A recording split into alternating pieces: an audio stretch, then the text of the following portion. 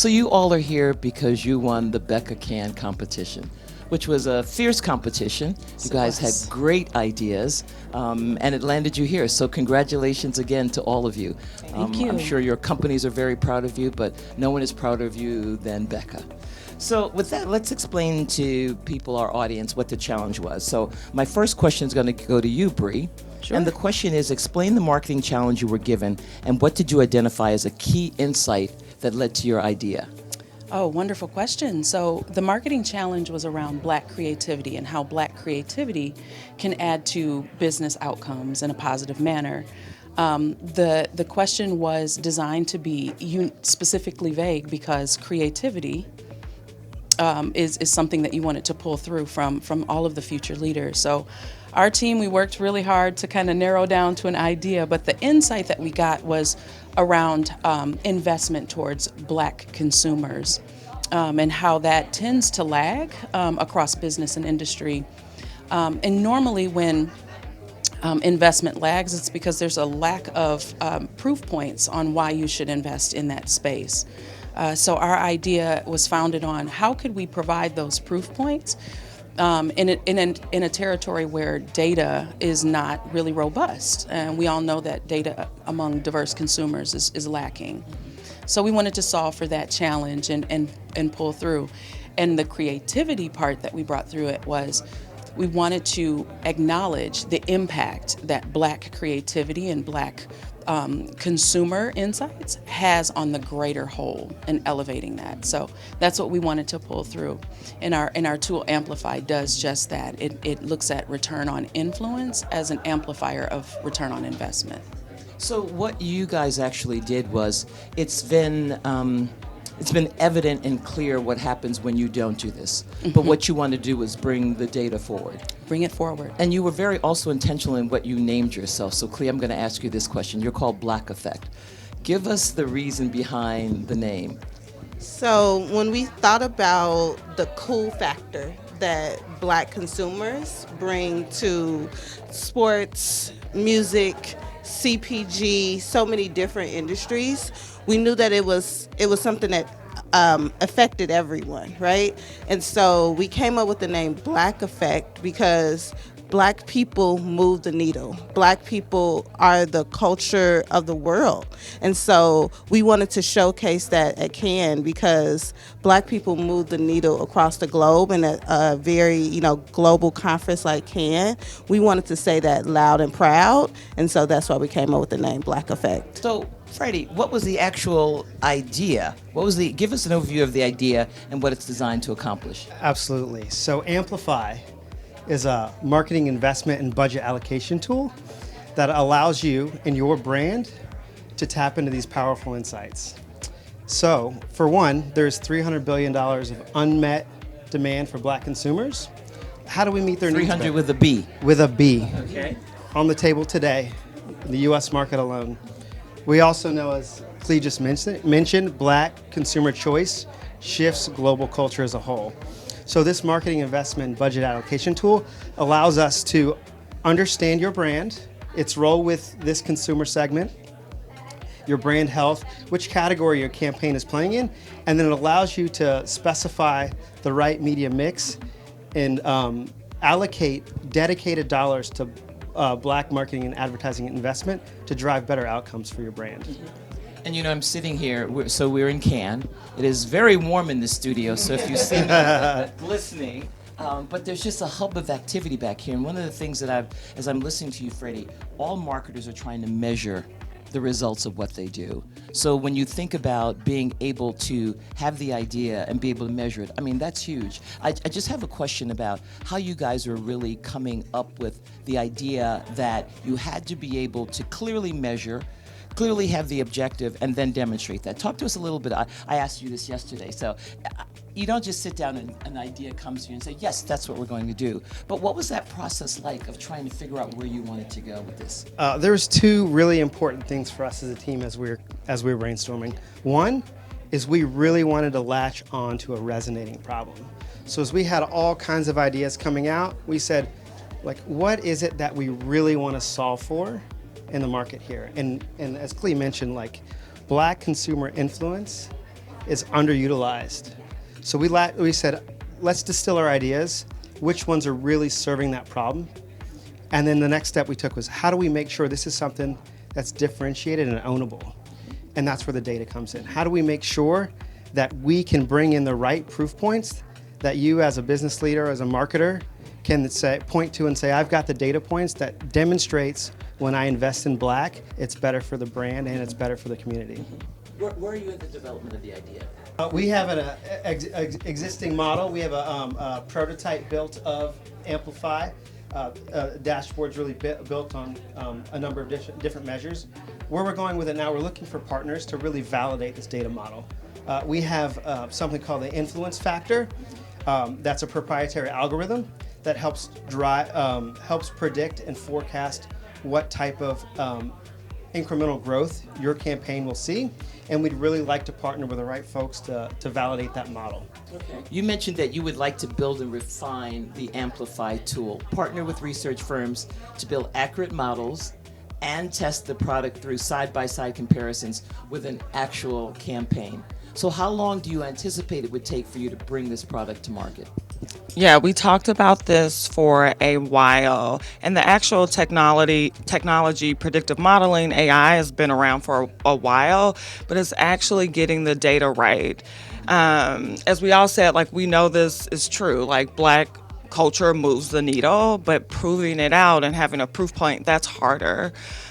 So we would need to partner with campaigns and brands to say, like, okay, let's run a side-by-side test. Let's even use AI to generate data sets and models and predict things. So I don't think like the actual building of the technology is hard. It's like the data. But I do think you could get a like workable version out here in the next like 3 to 6 months, right? You just keep training the data, getting it right. And what we talked about for now, and in our presentation, was having like a high, medium, low range.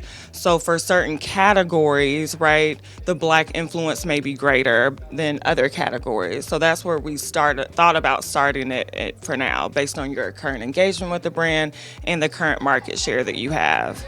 So Cara, tell me what marketers, agencies, organizations are doing it wrong. Like, what are they doing now, and how could using the Amplify tool make it so much better? Like the before and after. Yeah, awesome. Awesome. Yeah, we talked, I think in our presentation, Freddie hit on this exactly, like the 2% number. 2%, I think, is what's allocated when you think about mass marketing approaches or total marketing approaches. And what we're saying is, like, you need to start thinking about reallocating your budgets and focusing on the consumers that matter, right? And ones that can really help you move the needle. So yeah, that's what we're saying. Mm-hmm. All right. So this question is for you, Bree.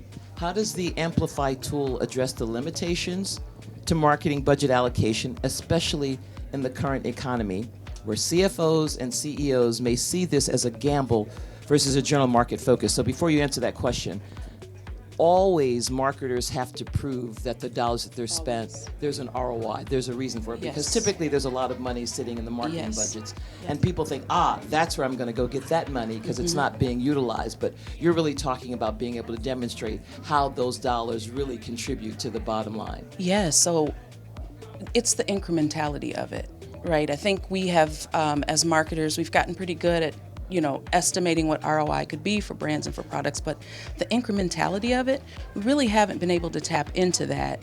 And we also haven't been able to tap into what cultural influence does to stimulate that. I think for CFOs, they just want numbers put up on the wall. You got to show them that this is going to work. Here's the data that we show. And of course, if you can be a brand that's leading in that space, if you can lead it, it's always cheaper to lead than to have to catch up. And so, we know we know where the numbers are going. We know what the census is telling us in terms of the population, and 100%, I don't care what industry or category you're in, 100% of your growth must be sourced from a multicultural consumer. So if you want to tap into this growth, you got to get on board. And we're going to provide you a tool to be able to actually see what your return potential could be by leaning in. You know, you said something that's really important, Bree, which is incrementality, right? Because everyone says, well, we would have gotten that organically anyway, just by being here, just by all of the things that we have out there now. We've got layers of marketing campaigns and messages and tactics that are going to drive a certain amount of organic volume. So what you're talking about is being able to measure the incrementality. Had you not had this, here's what you would have had, and here's what you do have as a result of that. That's exactly right. And as Cara mentioned in the presentation, we actually our prototype actually shows in the analytics piece of it so you can analyze what you would get if you didn't apply the tool versus what you would get if you did have a dedicated strategy. And the beauty behind this is currently where there are allocations towards dedicated campaigns or it's just relegated to the media side of things. But we know all media is marketing, but not all marketing is media. So when you start at the marketing budget, you impact a whole ecosystem. You impact packaging and design, you impact distribution. It forces our organizations to be thoughtful of Black consumers, top down and bottom up. And so when Freddie was talking about like how we narrowed down to this and how we got, we looked at how we're impacting the ecosystem as well. And it just really told a very powerful story. But one of the things that I think is important that I've found, and I'm interested in you guys' take on this, is that you also have to have a relationship with the CFO. You can't just show up when you're trying to justify a program. That you have to be able to be someone that the CFO has trust and confidence in. They say, if you show up to work at 7 a.m., you can be late every day the next week because you've already established a reputation of being at 7, right? So if you establish a reputation of bringing forth great campaigns and great ideas at work, then you're easier. So you're actually saying that this tool is going to allow you to have that kind of that confidence and that credibility. It's a conversation starter. Yeah, absolutely. I love it. So, Clee, what role has BECA played in the creation, evolution, and delivery of your idea? Not that we can claim credit for, I just want to say, because as you can see, we have 4 beautiful minds here, but talk to us about how BECA has been an ingredient in the cake that you baked. BECA has definitely been an ingredient in the cake that we baked. I'm sure they would have loved this tool to be able to help push diversity and inclusion inside their organization because it has been, really hard to do that. And now with this tool, they'll be able to say, actually, if you invest in the Black community, you can grow your business by X%. And that helps everyone. It helps, brands show up help brand really show up as in our community as being diverse. And we know that when brands invest in diversity, whether it's Nike, as we use as an example, or Barbie or Target, they see growth both in financially and culturally. And so I'm sure my BECA members would have loved to have this tool. So now I would love to test it with one of their companies as they push the needle to really pay it forward and help us, get our idea to market. And to your point, Clee, when you talk about, Black culture moves the needle, I think one of the mistakes people would make is saying that this is only a tool that you can use when you're marketing to, targeting only Black consumers, customers. But really, we move the needle across the culture. And so when you think about it, this is a tool to lift the overall business, not just a segment that you may be measuring. Cara, you're reach for the mic. Did you want to add something to that? I did, because Freddie mentioned the influence factor, and it is essentially a multiplier applied to sales. So it increases, the top line. And we did do an ROI analysis to do what's the profitability and effectiveness of it. So it does move the needle in generally. I just wanted to point that out. And how do you see the process of developing this tool, this idea, furthering even your career and your experience, the impact it will have? This is what I do every day at work. Someone comes with a broad or a problem they don't know how to solve. They've been trying to solve it, can't really solve it. So I think we took a first stab at it. And so what you do is like go refine, partner, test, and build, and you continue that cycle till you get it right. I think where a lot of people go wrong in like the innovation creative process is not bringing like the people you are designing for into the process.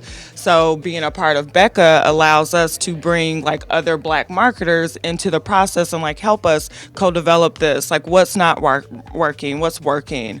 And even when you think about like your actual experience and user experience, like what should it look like and feel like, for us, by us. So yeah.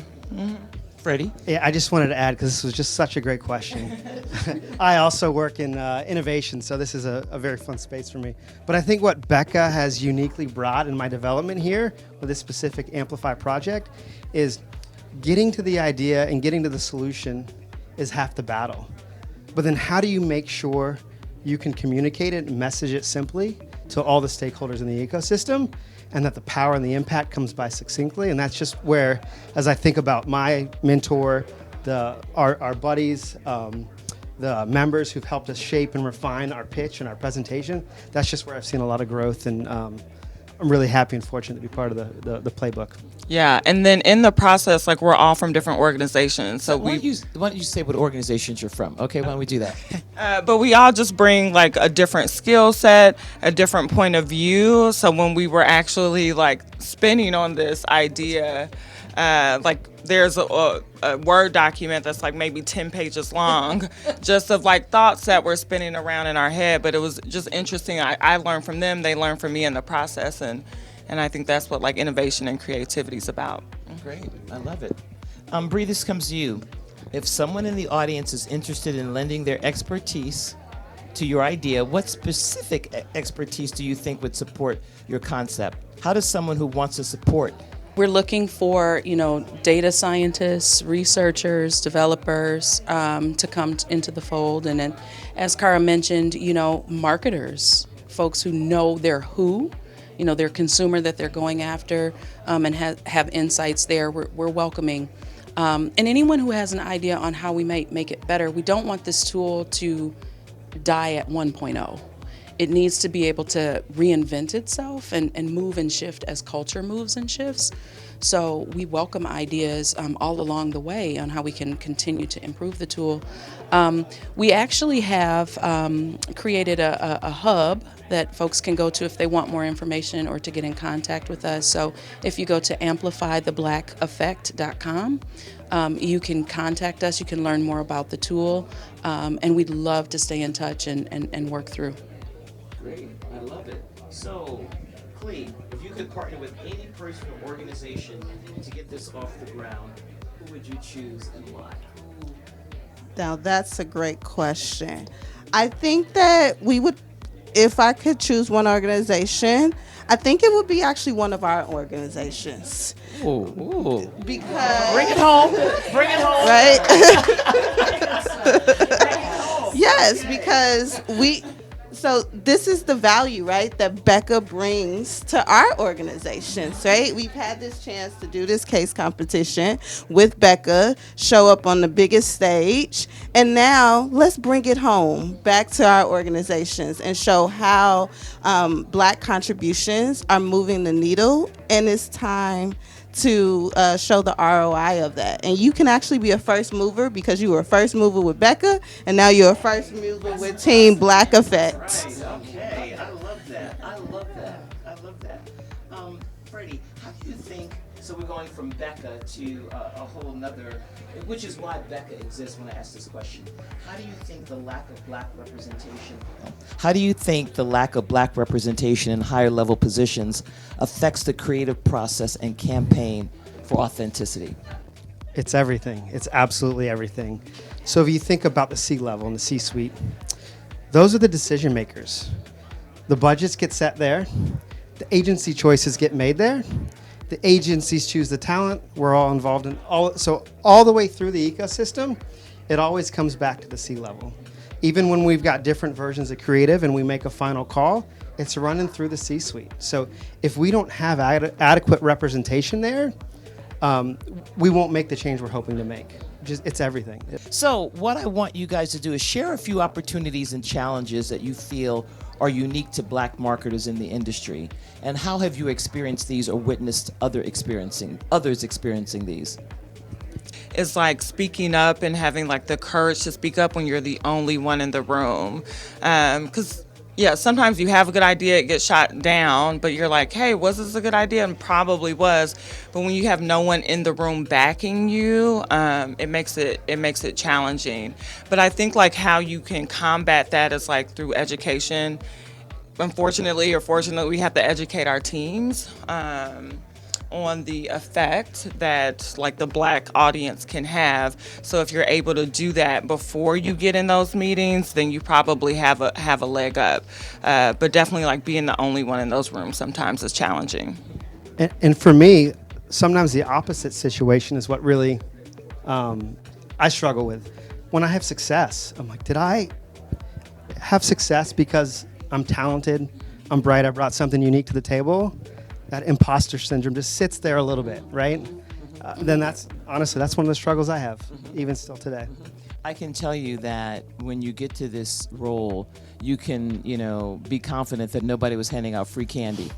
That you weren't just standing in line to get it, because these jobs are hard.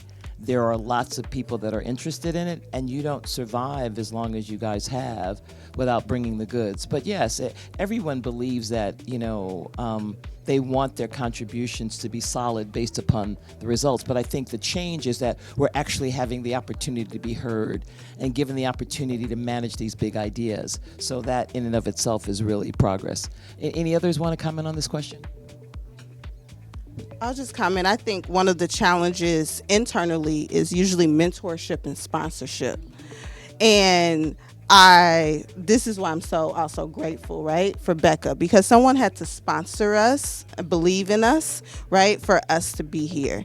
And so when we think about, moving from middle management to the C-suite, it's more about mentorship and sponsorship, as well as what we do in the boardroom. And so I think when we think about that, how can you, if you are in the C-suite, go back down and help others, right? And really pay it forward, and because we are inspired. I'm inspired by you, Jerri, and I'm inspired by my colleagues here, and so we are mentors to each other, which is great. And now we have formed this cohort that we can take this mentorship, as we get ready to enter the C-suite over time. I can just add to piggyback on that. I think, and we can all sing BECA's praises. It's well to be sung. One of the things that I think is important, and an important aspect of BECA, is the time to be ready isn't the time to get ready. It's the time to be ready. And I think Say that again? the time to be ready is not the time to get ready. It's the time to be ready. And I think for us, the lack of exposure and the lack of, it hinders preparation. But through BECA, we actually have mentors and folks that we can tap into and experiences that we can have, so that when our moment comes, we can step into it confidently, because yes, there are going to be some things that are net new, but the important things, how to move, how to network, ropes to skip, ropes to know, we'll have that. We'll have that at our back. So I think that is a huge, that's a huge build, and something that we haven't had. And it has contributed to the 6% or less of marketers who identify as black in the industry now. Let's grow that number. What a great way to end this. A great way to end this. Thank you, Cara. Thank you, Bree. Thank you, Clee. Thank you, Fred. And thank you for listening to BECA and the wisdom of these amazing future leaders.